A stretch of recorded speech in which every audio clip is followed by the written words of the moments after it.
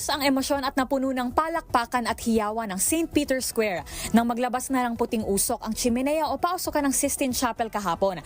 Saktong alas 5 ng hapon oras sa Vatican, hudyat na nakapili na ng bagong Santo Papa ang simbahang Katolika. Matapos ang 4 na rounds ng botohan, hinirang ng conclave si US Cardinal Robert Francis Prevost bilang ika-267 Santo Papa. Pinili ng 79 anyos na kardinal ang pangalan na Pope Leo XIV, ang kauna-unahang Augustinian Pope, at ngayon itinuturing na kauna-unahang Santo Papa na nagmula sa Estados Unidos. Si Pope Leo XIV ay nag-aral sa Minor Seminary of the Augustinian Fathers at sa Villanova University sa Pennsylvania, kung saan nagtapos siya ng kursong matematika noong 1977 at nag-aral din ng filosofiya. Nakatanggap siya ng theological education sa Catholic Theological Union sa Chicago at sa edad na 27, ipinadala siya sa Roma upang mag-aral ng canon law sa Pontifical University of St. Thomas Aquinas at naordinahan siyang pari noong ika-19 ng Hunyo 1982 sa Augustinian College of St. Monica. Siya ay tinawag na maging prefect of the Dicastery of Bishops at matapos ito,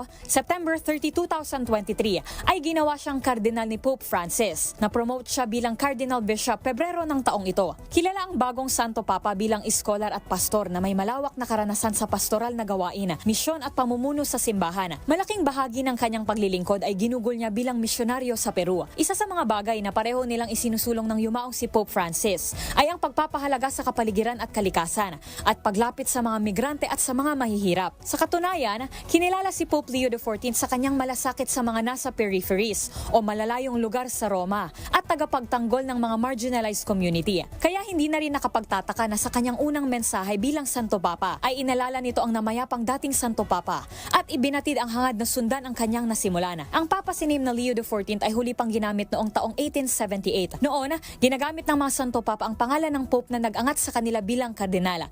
Ngunit noong mid-20th century, nagsimula na ang mga ito na pumili ng papal name na magpapalitaw ng kanilang mga hangarin at direksyon sa pamumuno. Ang linya ng Pope Leos ay kilala sa kanilang matatag na pamumuno sa gitna ng mga sigalot. Kabilang riyan si Pope Leo XIII na binigyang diin ang karapatan ng mga mahihirap at middle class noong 1800s. Si Pope Leo XIV ay pamumunuan ng higit 1 bilyong Katoliko sa buong mundo. At sa kanyang unang pagharap sa tao sa balkonahe ng Basilika, mensahe ng kapayapaan at pagkakaisa ang ipinabatid nito sa publiko.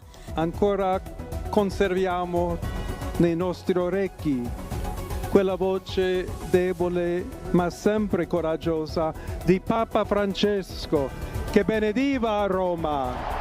Matapos ang pagpili sa bagong Santo Papa, paghahandaan naman ang kanyang magiging inaugurasyon. Para sa The Situation Report, ito si Rose Babiera ng DZRH TV. Una sa Pilipinas, una sa Pilipino.